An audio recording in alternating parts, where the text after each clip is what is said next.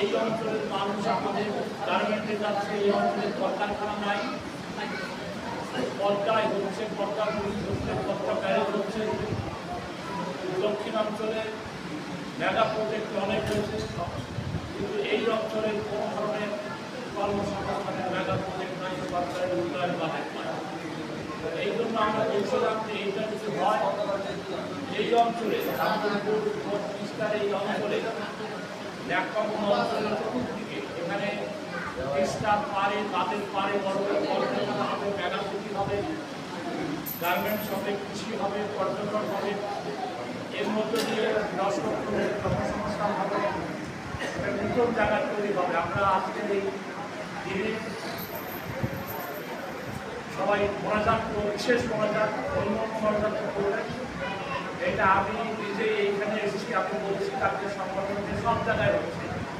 আমার গ্রামের মাঠে যাবো, সেই মাঠে তো আমরা একজনের মাঠ ছিল, আমাদের সবাই করতাম। এটা তো নিজের এখনো জমি হয় নাই, জমি এখনো হয় নাই।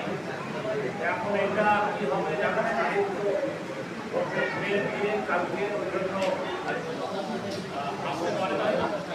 এই আপনারা কমিটিতে আসলে মাটিতে বলা হচ্ছে নিজের হাঁটিতে রান্না করতে হবে, অন্যের হাঁটিতে হবে না। আমি সকলকে ঈদের শুভেচ্ছা জানাচ্ছি, মতো জানাচ্ছি।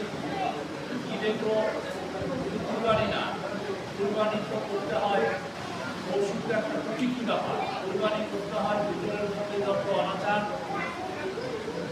এখন তো অনাচার এখনো যায়নি, শোনা যায় না, বাইরে তো শোনা যায় না।